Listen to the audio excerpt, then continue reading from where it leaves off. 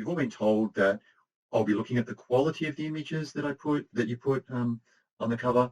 And so I thought we'd just do a tutorial just on image quality and what does image quality mean and what can you do to ensure that your images are of a high quality.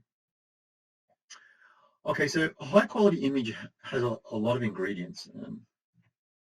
Basically, this isn't a photography course, so we can't concentrate on a lot of these things, but basically a high quality image would have good subject and framing, and so you would ask yourself, is it actually the images on the screen presented, are they relevant to the magazine that you're presenting?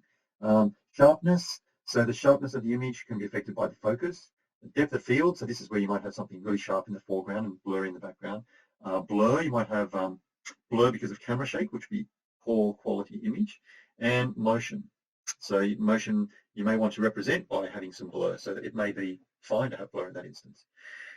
You've also got color balance to worry about. So is the image too blue or red? Photoshop can take care of these problems very easily. Exposure, is there enough light? Is there not enough light? Is it too dark or too bright? And finally, good resolution. Now, this is what we'll be looking at for most of this video. And we'll be discussing what is the resolution expectations of this assessment task. Okay, so when it comes to resolution, we need to keep in mind the raster-based model that we use to store images, right? And we know that a raster-based image is stored in a sort of grid fashion. Each cell in the grid has 3 numbers associated with it, one for the green value, one for the red value, and one for the blue value.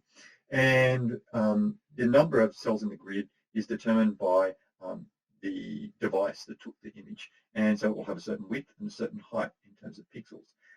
Each of the green, red, and blue are called subpixels. All right, now there's a number of definitions that you need to sort of get down for this. One is image resolution. And unfortunately, image resolution is not a really clear thing to define because people use it a bit differently. There's really 2 different meanings or interpretations of image resolution. The first one would be related to the pixel count. So just how many pixels are on the screen. So you would multiply the number in the width by the number in the height, you get a number here, and that would be the number of pixels.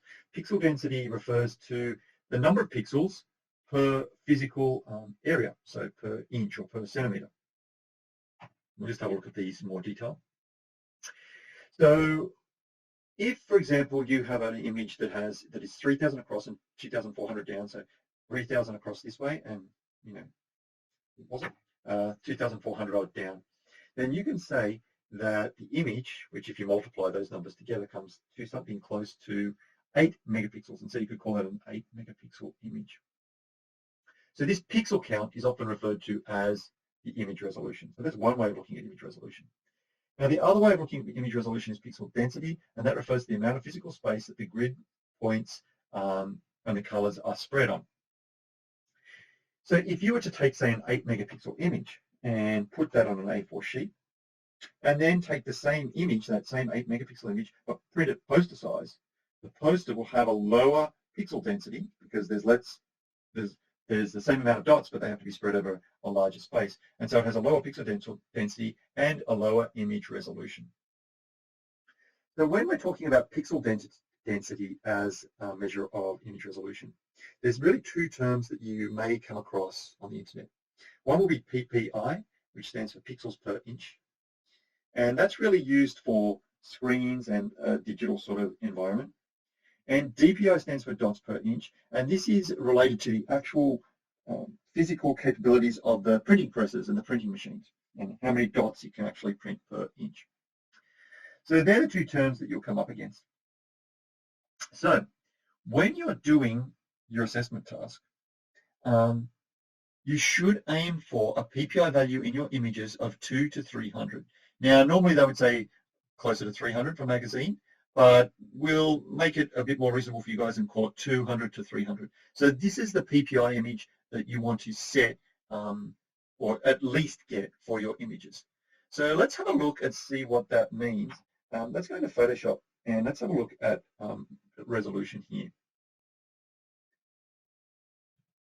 Okay, so when you get File, New, I can pick a size of paper, so I'll pick A4, and it has an option for resolution. And so this is saying within this physical space, how many dots will there be on the page? And so you can choose 200 or 300.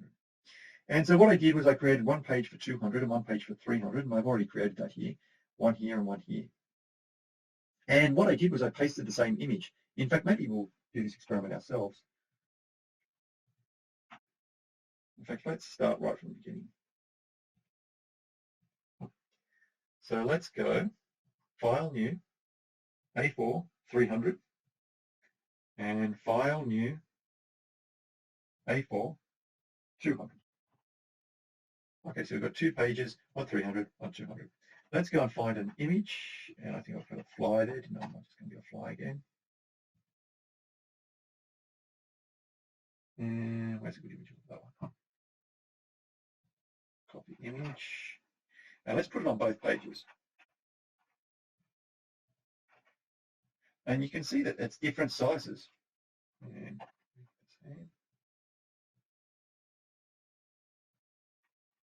so you can see here that the number of pixels per inch influences how big an image will actually display on that page. And so this is how we talk about image density, pixel density rather, and image resolution. So hopefully that's helped you a little bit.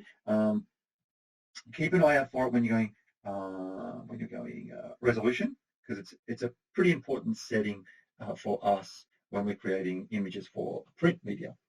And that's it. Have a bit of practice, see how you go.